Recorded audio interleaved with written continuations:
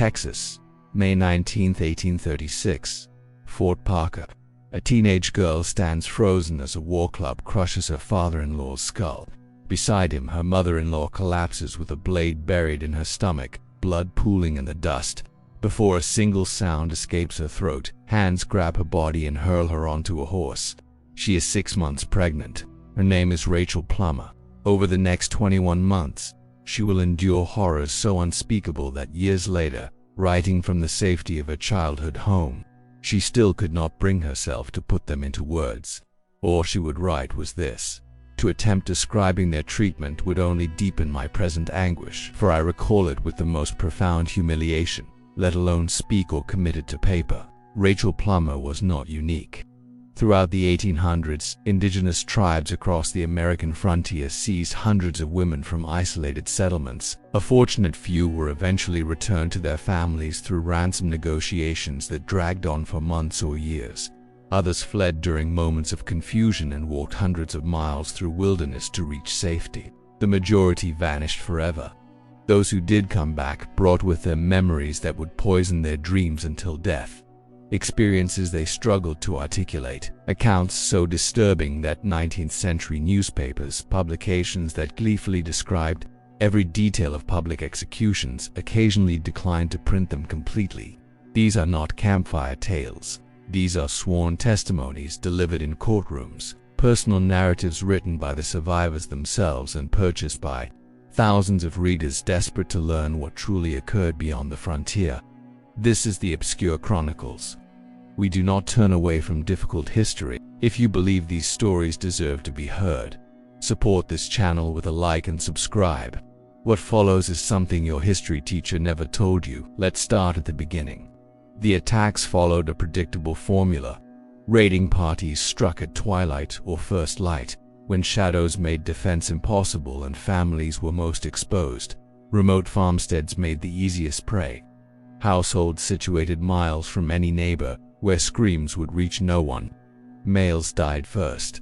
Husbands, fathers, brothers, any son capable of lifting a weapon, usually within moments of the first war cry. No bargaining, no advance notice, no quarter given, only brutal efficiency. Then came the sorting. Fertile women held the greatest value. They provided labor. They could be exchanged with neighboring tribes or sold to Mexican slavers running markets in the northern territories. They could bear children who would eventually be raised as full tribal members. Girls younger than 10 were equally desirable. Raised from childhood within the tribe, they would eventually abandon all memory of their previous existence. Given sufficient time, they would master the language, embrace the traditions, and retain no trace of their former identity. The aged were executed on the spot. They lacked the strength to work. They could produce no offspring. They would delay the war party during the lengthy return journey. The same fate awaited infants. A wailing baby could betray the group's position to pursuing settlers. Such risks could not be tolerated. The entire process was methodical, calculated, conducted without a trace of sentiment. Olive Oatman had just turned 14 when raiders descended on her family near Arizona's Gila River in February 1851. Her family had been journeying westward alongside other settlers, but disputes over which path to follow had left them traveling alone. The Oatmans continued forward by themselves, certain that civilization lay only days ahead. They were mistaken. Olive stood motionless as clubs shattered her father's body. Her mother fell beside him. Then her older sister, then her infant brother, her siblings slaughtered in minutes while she remained rooted to the ground, paralyzed by terror. When the violence ceased, only Olive and her 7-year-old sister Mary Ann drew breath. The warriors hauled them into the desert. Olive would later recount walking barefoot through the wilderness until sunrise, across jagged stones that shredded the soles of her feet, through cactus patches that embedded countless spines beneath her skin, without food, without water, without pause. Each time exhaustion caused her to stumble, clubs struck her back. Each time her pace slackened, she was beaten until she accelerated. Her younger sister trudged alongside her, blood seeping from her own injuries, too frightened to weep, too drained to utter a word. By morning, Olive's feet had swollen into masses of torn flesh. Every step delivered agony equivalent to treading on shattered glass. Yet she continued forward because halting meant death. And this was merely the first night. The moment captives arrived at the tribal encampment, their former lives ended. The moment captives arrived at the tribal encampment, their former lives ended. They were not visitors waiting to be saved. They were not hostages waiting to be traded. They were no longer human beings. They were possessions. Women began laboring immediately, before their injuries had closed, before food had touched their lips, before sleep had found them, collecting timber until skin split and blood seeped from their palms, transporting enormous clay containers of water across miles beneath the merciless desert heat, scraping hides until their fingernails tore away, plowing through compacted earth searching for roots, carrying burdens that would have broken a strong man.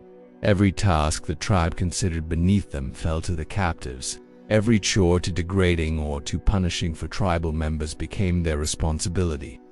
They received food last. Whatever remained after every mouth in the tribe had been fed, that was their portion.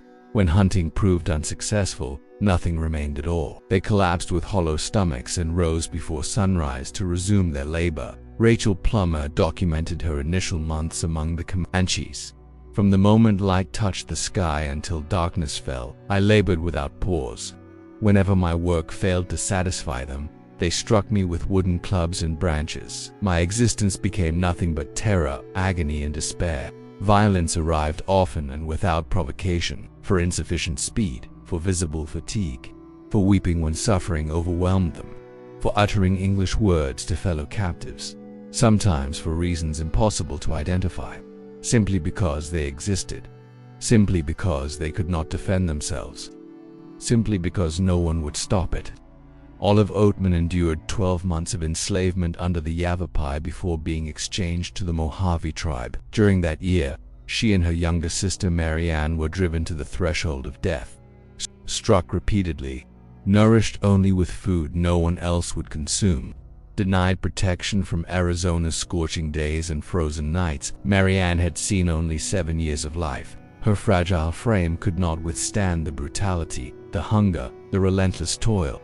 She started fading, losing weight with each passing week, surrendering strength with each passing day. Olive observed her baby sister perishing gradually, observed the vitality draining from her gaze, observed her transforming into a ghost of the joyful child she once was, and she was powerless to intervene. But what shattered these women completely was not the exhaustion, it was not the starvation, it was what occurred when they resisted, or sometimes when they had done absolutely nothing. Matilda Lockhart was 13 years old when Comanches seized her in Texas in 1838, a child farmer's daughter who had never caused harm to any living soul. She survived 2 excruciating years before being released. During peace talks in San Antonio in March 1840, when Texan officials witnessed what had been inflicted upon her, words abandoned them. Battle-hardened frontiersmen who had encountered brutality throughout their existence stood mute with horror. A woman named Mary Maverick, who assisted in washing and clothing the girl following her liberation, recorded her observations in a personal journal. Bruises and open wounds covered her skull, her limbs, her face. Her nose had been completely incinerated down to the cartilage. The entire fleshy portion had vanished, replaced by thick scabbing over exposed bone. Both nasal passages gaped open, stripped entirely of tissue. Matilda, her voice reduced to a faint rasp, recounted how it happened. The tribal women had transformed her torment into entertainment. They would rouse her from sleep by pressing smoldering sticks against her face. Her nose became their preferred target. Evening after evening, week after week, month after month, her shrieks delighted them. The odor of her charring skin provoked laughter. Eventually, nothing remained to burn. Identical marks covered her entire body. Scorched flesh across her arms, her spine, her legs. Proof of calculated cruelty that transcended punishment, transcended correction, into something far darker that existed solely to inflict suffering. Mary Maverick recorded that Matilda appeared completely destroyed and could never raise her head with dignity again. Matilda Lockhart never healed from what they had done. Not her body, not her mind, not her soul.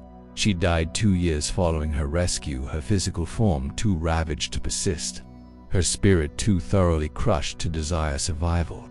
Flames served as an instrument the tribes mastered completely. Occasionally, captives were bound spread eagle on the earth and subjected to slow burning. The fires were intentionally kept minimal so that agony could extend for hours. This treatment was typically reserved for male captives or for communicating threats to adversaries. More frequently, fire functioned as routine discipline. Scorching metal pushed into flesh, glowing embers positioned on limbs, branches retrieved directly from campfires and thrust against faces to rouse captives or penalize them for trivial infractions. The scent of searing human tissue became ordinary, anticipated, unremarkable, but the most devastating application of fire emerged as group retribution following the Council House fight in San Antonio in March 1840, when Texan officials executed multiple Comanche leaders during what had been arranged as peaceful negotiations. The tribe unleashed vengeance upon the captives remaining in their possession. 13 prisoners were pinned flat against the ground.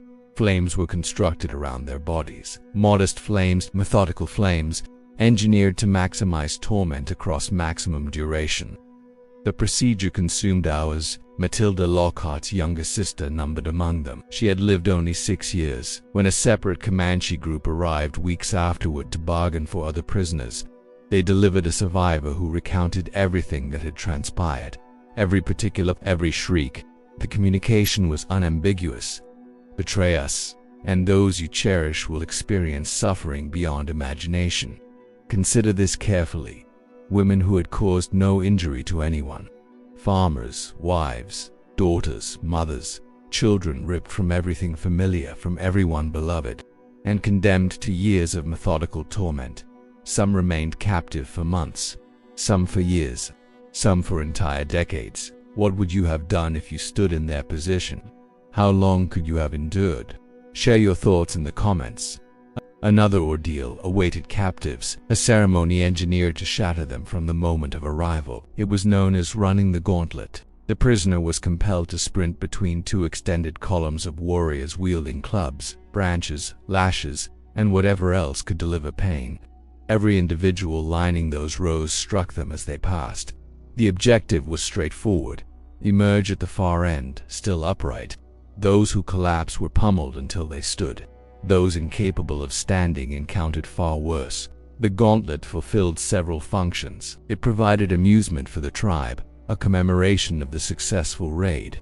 It served to demolish the captives' will instantly, to demonstrate their new position in the hierarchy, and it operated as an evaluation. Those who displayed courage, who suppressed any cry, who continued running regardless of how many blows landed, occasionally received marginally improved treatment afterward.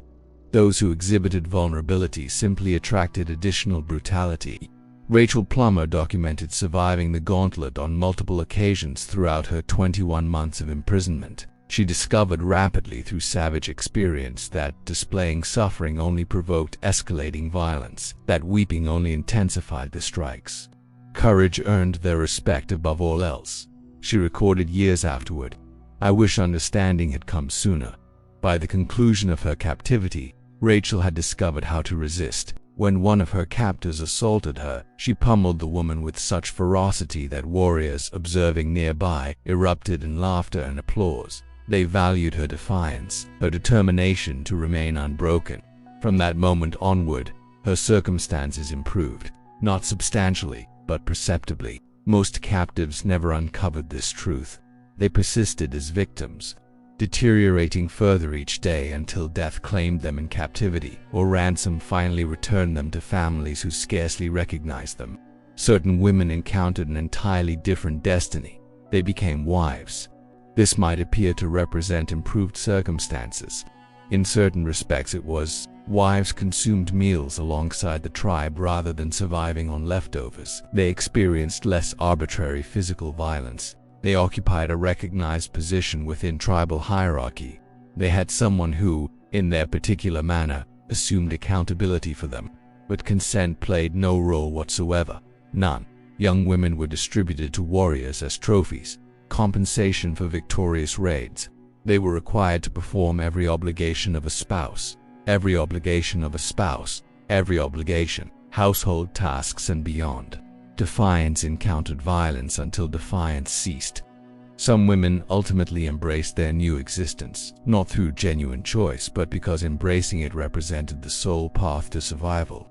Cynthia Ann Parker was 9 years old when the identical raid that seized Rachel Plummer took her as well. The assault on Fort Parker that May dawn in 1836, she was merely a child. She witnessed her family slaughtered and was transported into a universe she could not comprehend. But Cynthia Ann did not endure 21 months of captivity like Rachel. She endured 24 years. She matured as Comanche absorbed their tongue, their traditions, their spiritual beliefs. She wed a war chief named Peter Nocona, bore 3 children with him, a daughter called Topsina whom she nicknamed Prairie Flower, and 2 sons, one of whom would emerge as the legendary Quanah Parker, the final great chief of the Comanche Nation. By every account, Cynthia Ann cherished her husband, cherished her children, cherished the existence she had constructed. When Texas Rangers ultimately located her in December 1860, she refused rescue. She battled against them, shrieked for her husband, pleaded to remain with her family.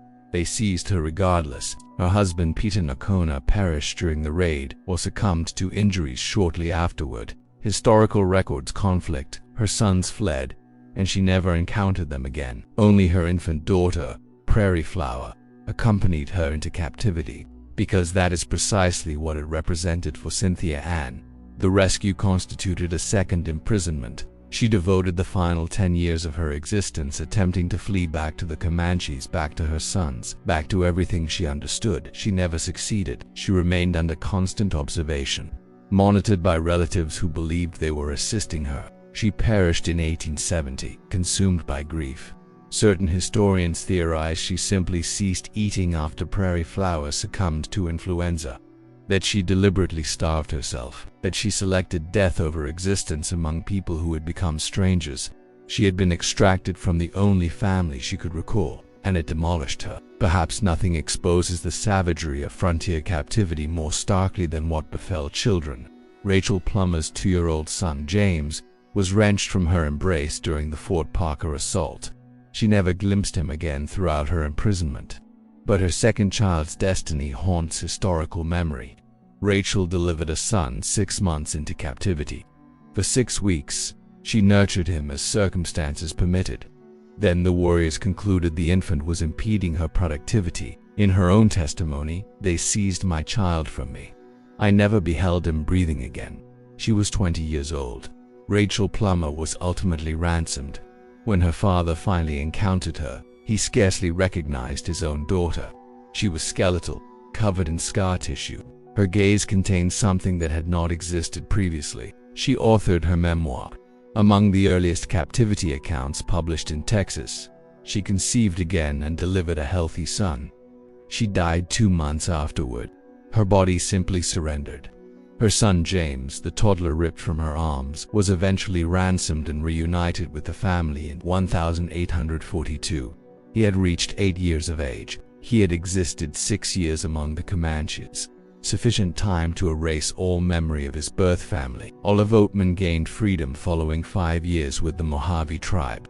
Unlike her savage treatment under the Yavapai, her period with the Mojave proved more complicated. They had adopted her, allocated land for her to cultivate, inscribed her face with their ceremonial markings, yet she remained a captive. Departure was forbidden. When she finally entered Fort Yuma in 1856, she weighed scarcely 80 pounds. She could barely formulate English sentences anymore. Words emerged haltingly, painfully, as though being translated from a foreign tongue. And spanning her chin, 5 azure lines proclaimed to everyone she would ever encounter that she had been branded by another civilization.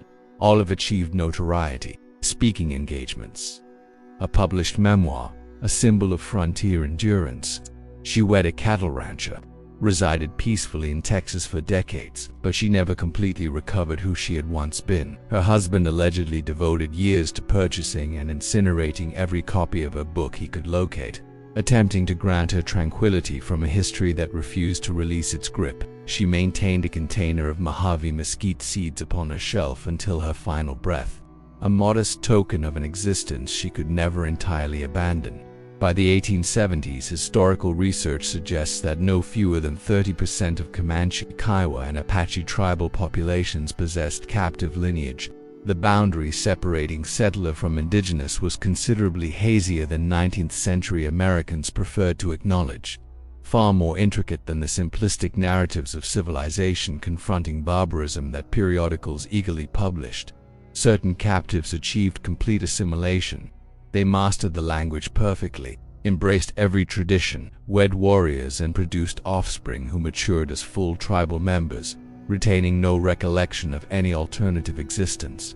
When search parties eventually discovered them, when relatives journeyed hundreds of miles to retrieve them, they declined to depart. They had transformed into different people, and those different people had no desire to return. Others survived years of devastation and emerged as hollowed versions of their former selves, walking wounded, incapable of complete recovery, who recoiled at unexpected motion, who awoke shrieking from terrors decades following their liberation, who could never convey to their families what had genuinely occurred because language itself proved insufficient, and thousands simply vanished, seized during raids and never observed again. No memoirs to chronicle their experiences, no testimonies to document their anguish, no burial sites for families to visit, merely names inscribed on aging papers, entries in deteriorating records, and families who devoted their remaining years to wondering, to hoping, to praying for information that never materialized. The frontier was not a realm of champions and antagonists. It bore no resemblance to the romantic escapades that cheap fiction depicted. It was a realm of survival, savage, blood-soaked, merciless survival, where every party on every side perpetrated deeds that would shadow the territory for generations. Women who outlasted captivity bore their experiences eternally within their scars, within their silences, within the matters they could not compel themselves to document, even in their own narratives, even years afterward, even within the security of home. Rachel Plummer inscribed that certain experiences defied description, that certain recollections proved too agonizing to articulate. Matilda Lockhart's ravaged face communicated more powerfully than any language ever could. Olive Oatman's azure tattoo proclaimed her history to every person she encountered for the remainder of her days, a permanent inscription, a permanent testament, a permanent chronicle etched upon her flesh. They outlasted what should have been insurvivable. They withstood what should have been unendurable. They persisted when countless others perished, and they bequeathed testimonies that compel us to acknowledge what the American frontier genuinely represented. Not an escapade, not a chronicle of conquest, a nightmare spanning generations. History designates these women as victims. And victims they were, every single one. But they embodied something beyond that. They were survivors. They were witnesses. They were the ones who returned to reveal what transpired in locations where no other eyes could observe, in locations the remainder of America chose to disregard. Their accounts hold significance. Their anguish holds significance. Their fortitude holds significance. Because forgetting them means forgetting the reality of who we were and who we remain. If you seek history that others decline to share, subscribe to the Obscure Chronicles. We do not avert our gaze.